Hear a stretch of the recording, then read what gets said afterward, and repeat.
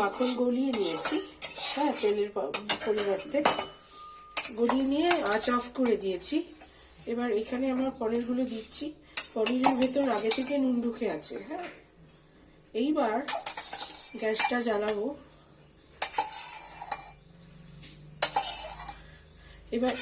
এবার গ্যাসটা জ্বালাবো, এখনো কিন্তু গ্যাস জ্বালাইনি। খুব অল্প আছে, পনিরগুলোকে সামান্য সাতলাবো। আগে গলানোর জন্য করতে হবে তো, আগে গলানোর জন্য ইয়ে করেছি। এবার একটু গ্যাসটা জ্বালাতে হবে।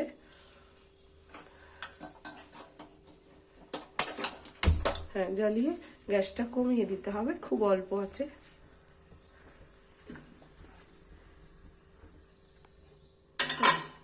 এইবার পনিরটা এইভাবে সাতলানো হতে থাকবে। আমি লঙ্কাগুলো উপরে দিয়ে দেবো।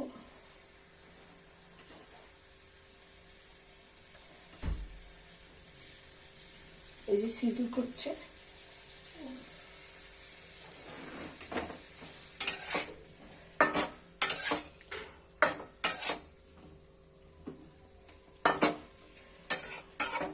আগেই দেওয়া আছে। কোনোটাই বেশি ভাজা হবে না, খুবই সামান্য ভাজা হবে, হ্যাঁ, আর খুব কম আছে হবে।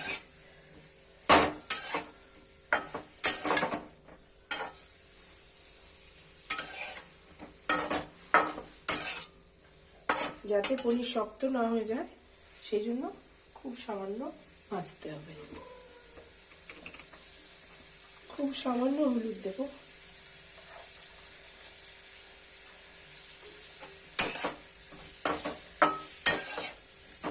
এটা খুব তাড়াতাড়ি হবে আর কোনো মশলা ছাড়াই হবে।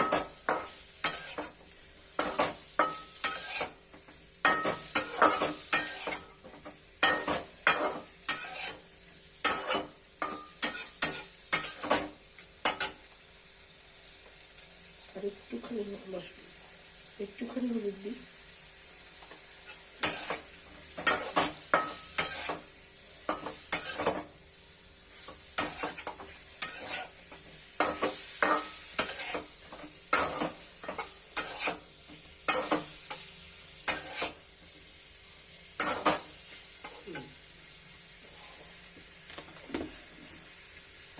নুন এখন আর দিচ্ছি না, পনিরে নুন দিয়ে ভেজানো ছিল পনিরটা, পরে টেস্ট করে লাগলে সামান্য দেওয়া যাবে, এখন আর দেব না।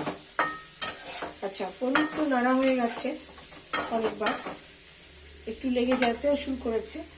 এবার আমার পালকের এই যে পেস্টটা, সেটা আমি দিয়ে দিলাম।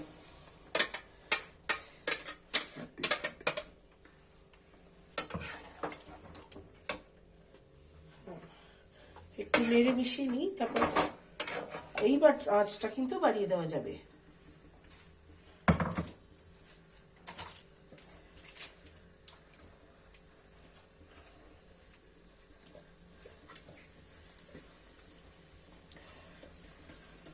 এতে অবশ্যই আমি ঝোল রাখতে চাই না, মাখামাখাই করতে চাই, কিন্তু অনেক পাতা লেগে থাকে, সেটা নষ্ট করতেও চাই না, সেই জন্য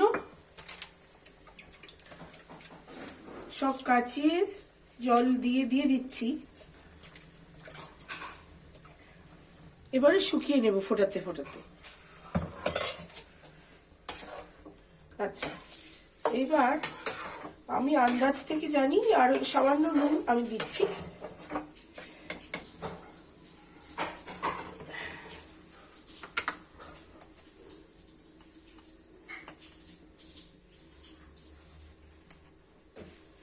এবার এটাকে নেড়ে এটাকে রান্না হতে দেব। এটা ঢাকা দেওয়ার কোনো প্রয়োজন নেই, কারণ এখানে সেদ্ধ হওয়ার কোনো প্রয়োজন নেই, আর বেশিক্ষণ ধরে গ্যাস জ্বালানোরও প্রয়োজন নেই। এটা শুকিয়ে যাবে এবং পালং পাতা খুবই সহজে সেদ্ধ হয়, পেস্ট করা আছে বলে আরোই নরম হয়ে গেছে অলরেডি। তাই এটা শুকিয়ে গেলে ওপর থেকে একটু মাখন ছড়িয়ে, ক্রিম দেব না, মাখন ছড়িয়ে আমরা খেতে পারবো। কাজে এটা এখন এভাবে হতে থাকবে। আমাদের পালক পনির প্রায় রেডি।